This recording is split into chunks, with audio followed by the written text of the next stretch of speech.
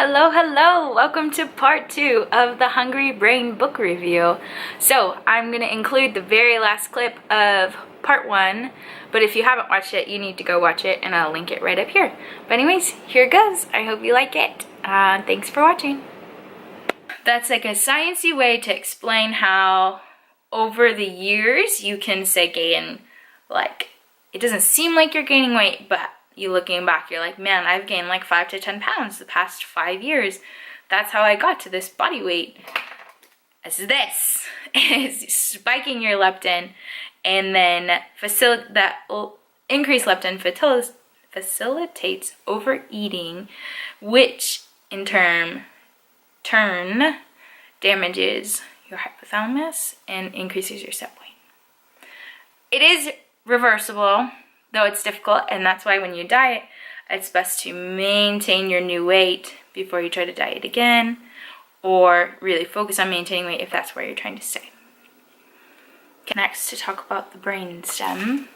The brainstem is single-handedly capable of monitoring what's happening in the gut and generating satiety response that ends a meal. We talked about satiety earlier. So the brainstem is the primary region that directly regulates meal-to-meal satiety, while leptin and the hypothalamus primarily regulate long-term energy balance. So your gut-brain connection is short-term energy balance. Leptin, hypothalamus is long-term energy balance.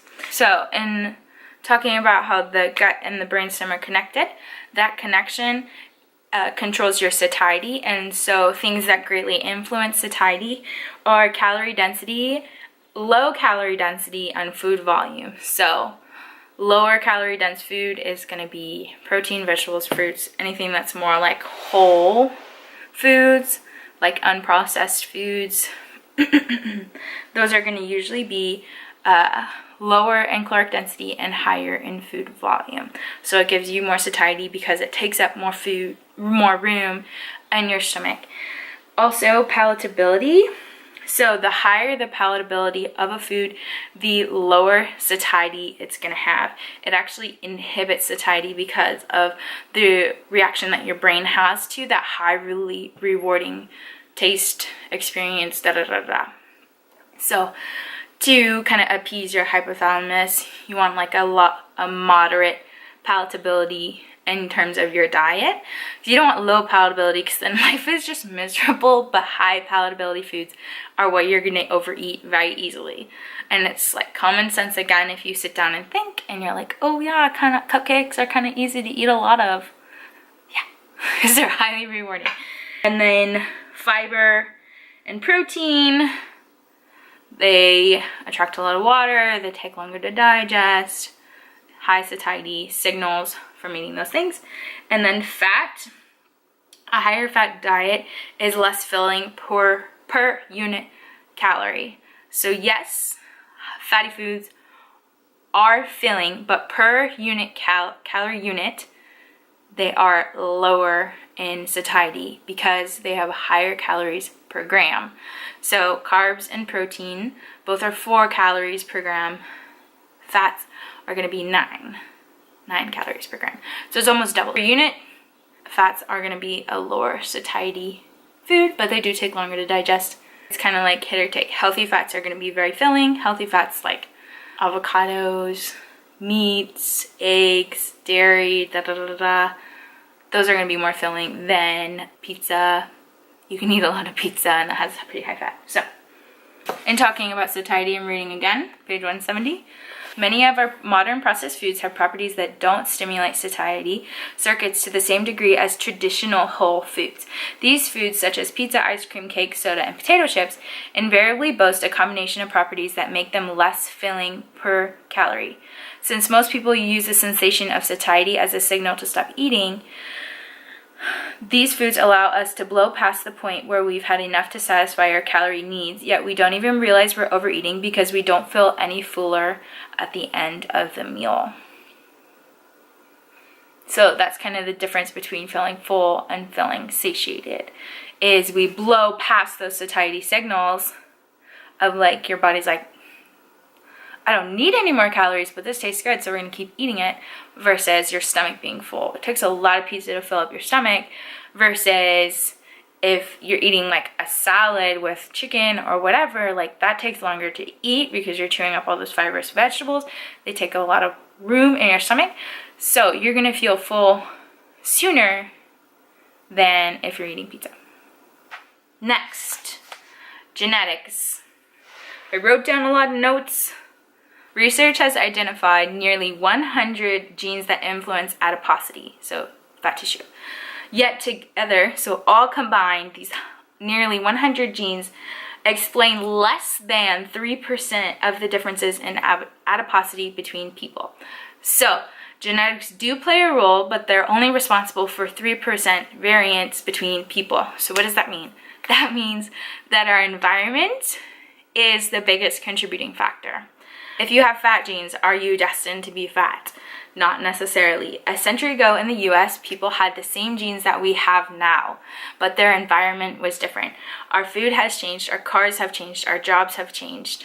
Our cars, I mean like commuting has changed. So critical conclusion about obesity genes is that in most cases, they don't actually make us fat, they simply make us susceptible to a fattening environment.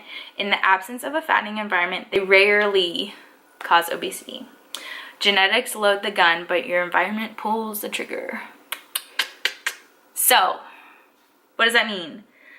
That means that we need to control our environment as best as we can. Talking about sleep in the next chapter, before we get to like what to do.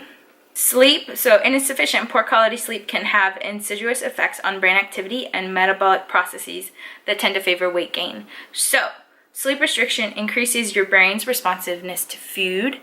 As a reflection of that, adults who sleep less than 6 hours a night gain more weight over time than those who sleep 7 to 9 hours a night. So sleep. Also, when you have inadequate sleep, you're probably less likely to live in accordance with your health goals. Such as if you don't get to bed on time, you're less likely to go to the gym. You're less likely to make good food choices, Next, we talk about stress. So there's a study, they're studying these monkeys and their food choices and whether they undereat or overeat depending on if they have access only to a strict healthy diet or if they, have an option between healthy food and highly rewarding food. So, in the context of a strict healthy diet, stress makes the monkeys undereat. Whereas when they have a choice between healthy fare and junk food, they overeat spectacularly. This is because of our threat response system. So when we're stressed, our threat response system in our brain turns on. So when that happens, we are more susceptible to eat junk food, highly rewarding food, comfort food, anything like that. And that is because comfort food's reward value in the brain dampens the threat response system. So that system is stress. We are stressed. Comfort food, we turn to comfort food because it dampens our stress response in that threat system. So we are kind of like self-medicating. Yeah? Also, cortisol, which is your stress hormone, causes leptin resistance in the hypothalamus. So that's another contributing factor as far as stress and weight maintenance, gain, loss, Instead of turning to comfort food, turn to something more constructive to your health, like going for a walk or calling a friend, jogging, gardening, romance, spend time with your significant other. Constructive coping, not comfort food. Chapter 10, we're just reviewing the different things in the brain that it talks about.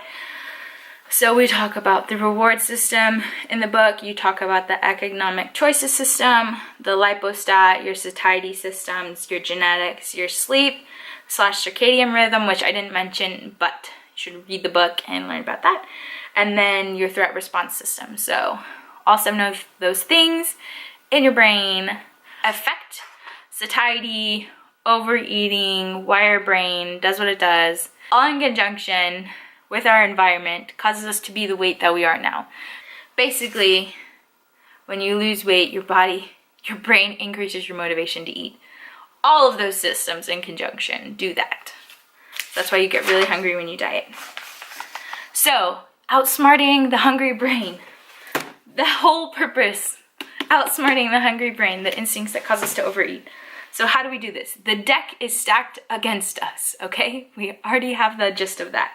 So steps: fix your food environment, get rid of temptation, create barriers to eating, only have foods in your house that you have to cook, manage your appetite. So if your brain thinks you're starving, it will eventually wear you down. So to prevent that starvation feeling, we need to appease our hypothalamus by choosing food that sends strong satiety signals to the brain, foods that are low in caloric density, high in protein and fiber, and are moderately palatable. Okay? Beware of food reward. The brain values food highly that contain calorie-dense combos of fat, sugar, starch, protein, and salt. Motivation is high for these foods, and motivation to eat these foods is partially independent from hunger. You do not have to be hungry to eat pizza. You do not have to be hungry to eat potato chips. You do not have to be hungry to eat ice cream. Whenever someone says, hey, let's go get ice cream, you don't think like, nah, I'm not hungry. You're like, heck yeah, I want some ice cream, because your motivation to eat that food is high because your brain highly values that type of food because it is a combination of fat, sugar, starch, protein, salt. Okay, so avoid and beware of food reward if you're dieting.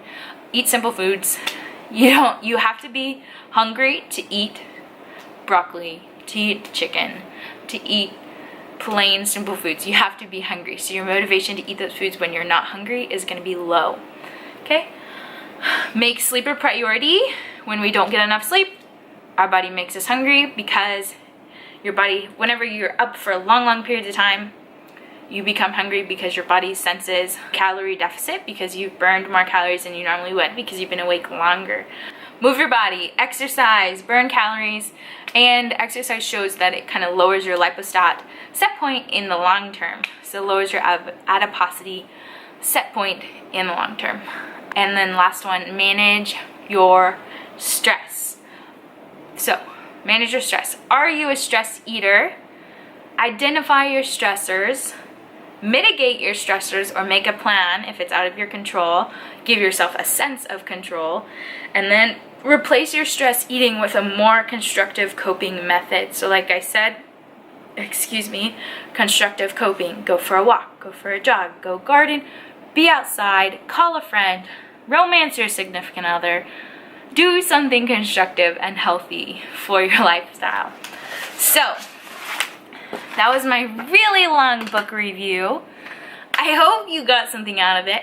So the reason I wanted to do this book review is because I thought it had so much valuable information.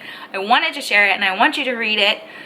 Don't be afraid of the scientific stuff because Stephan does a very good job of explaining everything. So if you're interested, you should definitely read it. Anyways, other part of this video is probably going to be in 2 parts, but in finishing the book review, I want to talk about how I've been creating and recording a baseline for myself for dieting, to do this diet that I have mentioned that I was starting in July, which I've been recording or collecting a baseline for all of July so far. I have about 2 weeks and I've been recording. I got a Fitbit. Yep, I got a Fitbit. And so I've been tracking my steps and my sleep and my activity and everything else that it gives you. So I have that data, and then I'm tracking my food intake in an app, and I have that data. And so I'm comparing all this data to my body weight and measurements and my actual menstrual cycle. So I'm tracking like the days along with the dates. So all of this to give you so much stellar information about dieting, and I'm kind of doing this experiment on myself. I haven't actually entered a deficit yet. I've just kind of been creating a baseline like I said, but I'm going to go ahead and show you some of the data and the graphs comparing different things. And so that's going to start now. Hey, so I'm editing this video right now and I've cut it down from like 37 minutes to 29. And so it's definitely gonna have to be in 2 parts, and all of my baseline data and graphs and charts that I'm gonna show you is gonna be in the next video. So check that one out. I'll link it here. Thanks so much for watching this video. I hope you learned something valuable, and I hope you have a great day, and you'll be seeing me very soon. No more 2-week gaps. No promises, but I really am gonna try not to do that again because I was very upset that that happened. So, y'all have a great day. Thanks so much for watching. Bye.